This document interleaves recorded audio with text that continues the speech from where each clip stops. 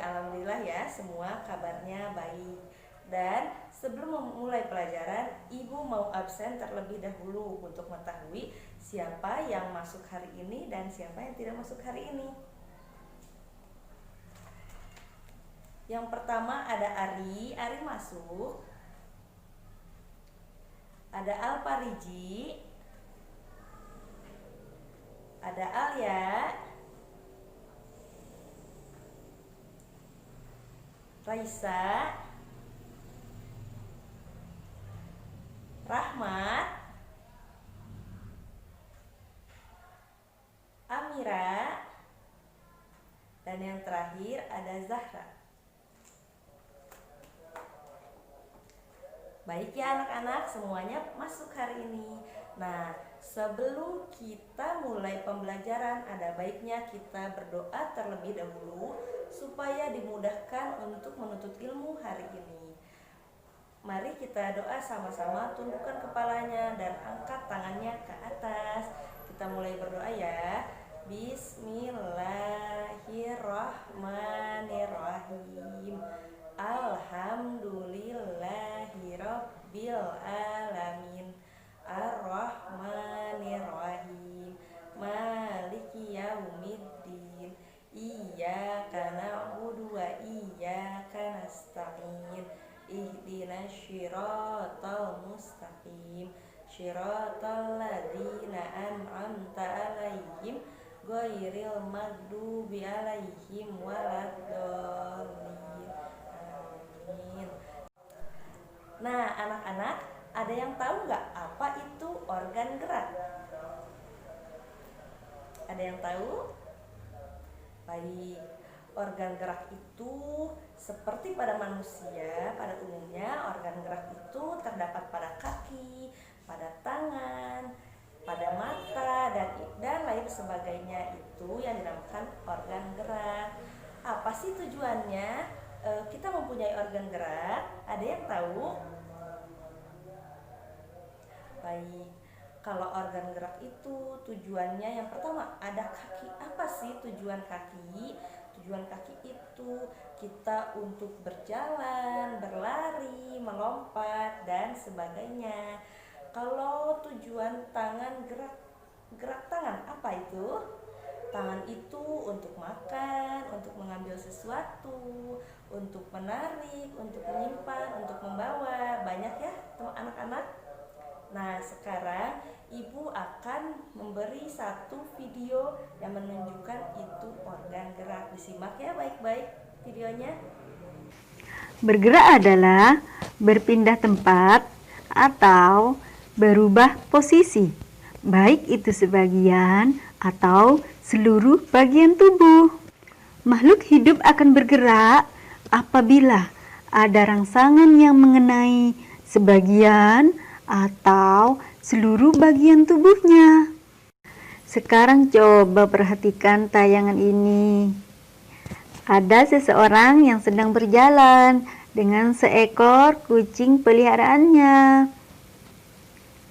Manusia dan hewan sama-sama melakukan gerakan berjalan. Gerak pada manusia dan hewan menggunakan organ gerak yang tersusun dalam sistem gerak. Organ gerak berguna untuk berjalan, berlari, melompat, berenang, dan sebagainya. Adik-adik, setelah kita perhatikan dari tayangan video tadi, ternyata alat gerak hewan dan manusia memiliki kesamaan. Apa sih kesamaannya? Alat gerak manusia dan hewan ada dua macam. Satu alat gerak pasif berupa tulang, dua alat gerak aktif berupa otot. Tulang disebut alat gerak pasif karena tulang tidak dapat bergerak dengan sendirinya. Tanpa adanya alat gerak aktif yang mempengaruhi tulang, maka tulang-tulang pada manusia dan hewan akan diam dan tidak dapat membentuk alat pergerakan yang sesungguhnya. Walaupun merupakan alat gerak pasif, akan tetapi tulang mempunyai peranan yang besar dalam sistem gerak manusia dan hewan. Otot disebut alat gerak aktif karena otot memiliki suatu senyawa kimia yang membuatnya dapat bergerak. Pada saat otot yang menempel pada tulang bergerak, otot tersebut akan membuat tulang bergerak. Jadi, kedua alat gerak ini akan bekerja sama dalam melakukan pergerakan. Kerjasama antara kedua alat gerak tersebut membentuk suatu sistem yang disebut sistem gerak. Bagaimana adik-adik? Sudah paham sampai di sini? Yuk kita belajar lebih jauh lagi. Coba perhatikan hewan-hewan ini. Nah, bagaimana gerak hewan-hewan yang ada di hutan tadi? Ya, benar. Mereka bergerak dengan alat dan cara yang berbeda. Sekarang, ayo kita pelajari alat gerak hewan vertebrata dan avertebrata. Tahukah kalian apa itu hewan vertebrata dan avertebrata? Ya, pintar. Hewan vertebrata adalah hewan yang bertulang belakang. Dan hewan avertebrata adalah hewan yang tidak mempunyai tulang belakang.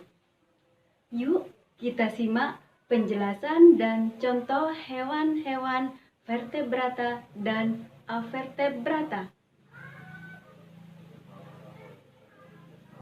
Hewan vertebrata adalah hewan yang memiliki tulang belakang, misalnya kelinci, gajah, burung, ikan, kadal, ular, dan lain sebagainya. Hewan avertebrata adalah hewan yang tidak memiliki tulang belakang, misalnya belalang, cacing, siput, bintang laut, ubur-ubur, dan lain sebagainya. Sekarang mari kita amati hewan vertebrata berikut ini. Kelinci dan gajah sama-sama bergerak menggunakan kaki. Namun, cara gerak kedua hewan tersebut berbeda. Kelinci bergerak dengan cara melompat, sedangkan gajah bergerak dengan cara berjalan. Kemudian perhatikan hewan berikut ini.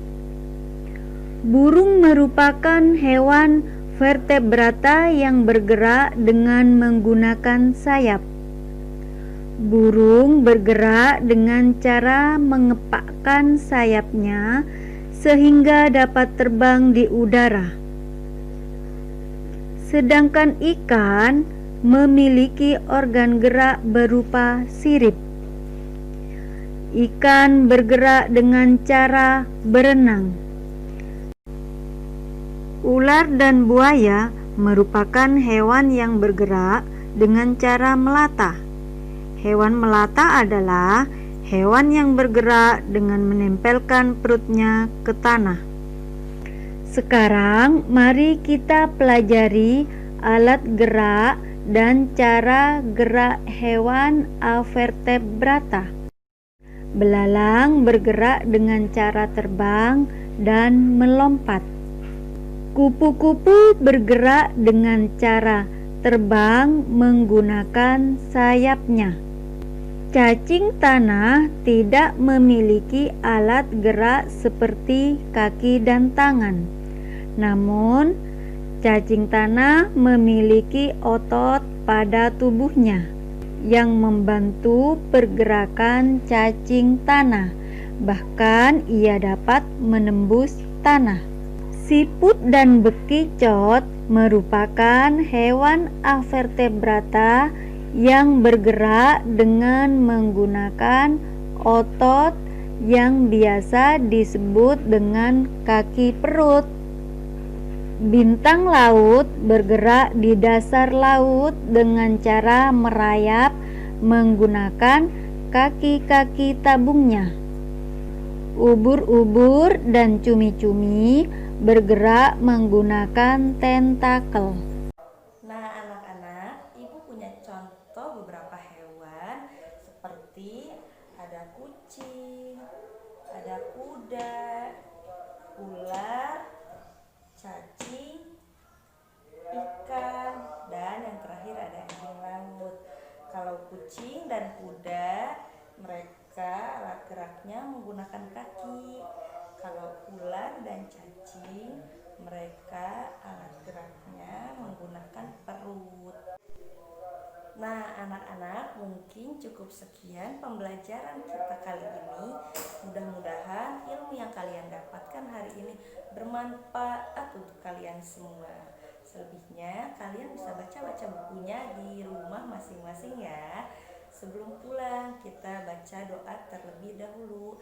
Angkat tangannya dan tundukkan kepalanya. Bismillahirrahmanirrahim. Wal asri innal insana lafi husrin illal ladzina amanu wa amilus solihati wa tawasau bil haqqi wa tawasau bis sabri. Amin. Terima kasih ya atas perhatian kalian semua. Ibu ucapkan hati-hati di jalan. Assalamualaikum warahmatullahi wabarakatuh.